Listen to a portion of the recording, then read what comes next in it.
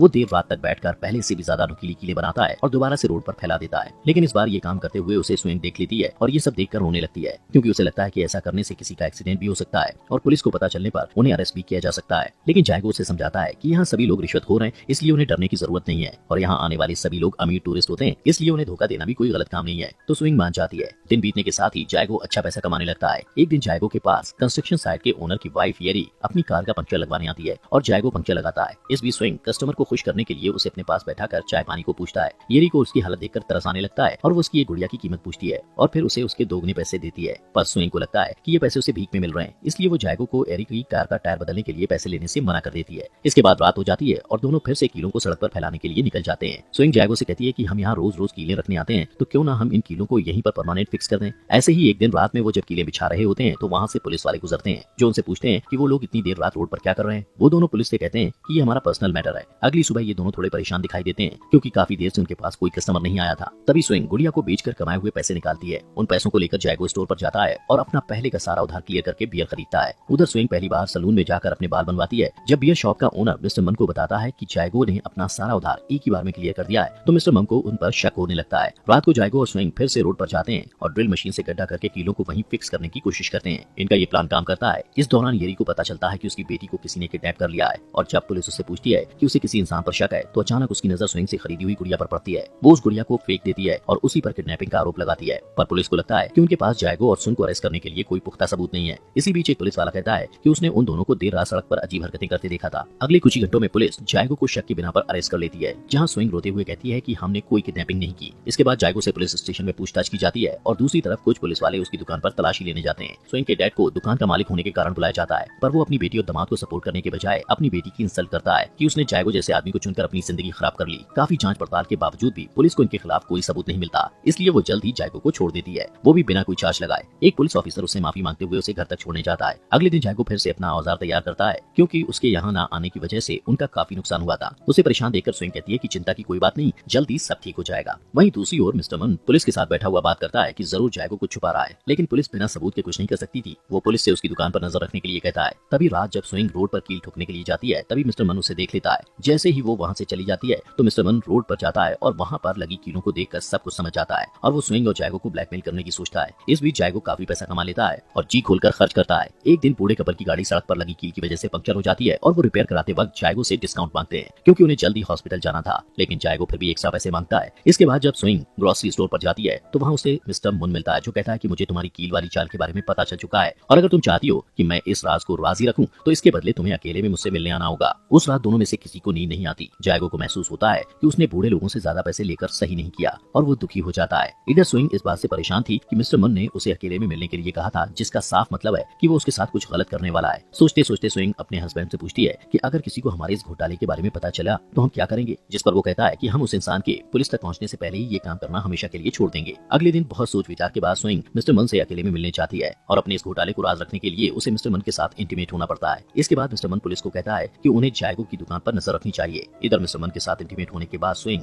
अपने आप से नफरत करने लगती है और खुद को बुरा भला कहती है कि तभी रास्ते में उसे कुछ पुराने फ्रेंड्स मिलते हैं, जो उसे अपने साथ शॉपिंग पर चलने के लिए पूछते हैं। वो अपना माइंड डाइवर्ट करने के लिए उनके साथ चली जाती है। इसके बाद जब वो देर रात वापस अपने घर लौटती है तो जायगो उसे देखकर चौंक जाता है, क्योंकि वो न्यू हेयर कट करवाकर और ढेर सारे नए कपड़े लेकर आई थी। जायगो कहता है कि मैंने तुम्हारे लिए खाना बनाकर रखा है, लेकिन वो उसकी बात को इग्नोर करके नहाने चली जाती है और मिस्टर मन वाले टॉपिक को याद करके रोते रोते सो जाती है। कुछ दिन बाद जायगो को अपनी शॉप के पास एक कार का एक्सीडेंट हुआ दिखता है। उसे लगता है कि वहाँ पुलिस आने वाली है, इसलिए वो वहाँ गड़ी हुई कीलें निकालने लगता है। अचानक उस कार में से एक आदमी निकलता है और जैसे ही वो जायगो को देखता है तो वहाँ से भागने लगता है। उसके जाते ही जायगो कार को चेक करता है तो उसे पता चलता है कि वो आदमी किडनैपर था, जिसने येरी की बेटी को किडनैप किया था। अगले कुछ ही घंटों में वहाँ बहुत सारे न्यूज रिपोर्टर्स आते हैं और उसकी दुकान के पास जमा हो जाते हैं। सब यही समझते हैं कि जायगो ने येरी की बेटी को बचाया है और सब उसे हीरो समझकर उसका इंटरव्यू लेने लगते हैं और तो और उसे गवर्नर भी बधाई देते हैं। जब स्विंग के डैड को खबर मिलती है तो वो गवर्नर से पहचान बनाने के लिए अपने दामाद से प्यार का झूठा नाटक करने लगता है। गवर्नर जायगो को इनाम के तौर पर ढेर सारे पैसे देता है। उन पैसों से वो अपने ससुर की दुकान खरीदने की बात करता है, लेकिन जायगो का ससुर दुकान की कीमत बढ़ा देता है। इसके बावजूद जायगो दुकान खरीद लेता है और स्विंग के पूरे परिवार के सामने अपने ससुर को शर्मिंदा करते हुए उनसे पेपर साइन करवाता है। कुछ ही दिनों में वो दोनों एक कार भी खरीदते हैं, लेकिन तब भी वो अपने खर्चे रोकते नहीं और अब जबकि सभी लोगों का उन पर भरोसा हो गया था, इसके बाद भी वो लोग रोड पर कीलें ठोकने के साथ साथ अपना बिजनेस जारी रखते हैं। जिसके बाद वो अपनी दुकान पर इलेक्ट्रिक साइन लगाते हैं, फैंसी कपड़े खरीदते हैं और महंगे रेस्टोरेंट्स में जाकर डिनर भी करते हैं, जहाँ बैठकर वो लोग अपने शहर को छोड़कर दूसरे शहर में जाने की बात करते हैं। जायगो का कार रिपेयर बिजनेस अब और भी ज्यादा अच्छा चलने लगता है और मिस्टर मन के पास कस्टमर कम हो जाते हैं, जिस वजह से वो अभी भी स्वयं को ब्लैकमेल करने के लिए बुलाता है, लेकिन स्वयं उसकी सभी कॉल्स को इग्नोर कर देती है। तभी से एक अनजान कार जायगो का पीछा करना शुरू कर देती है।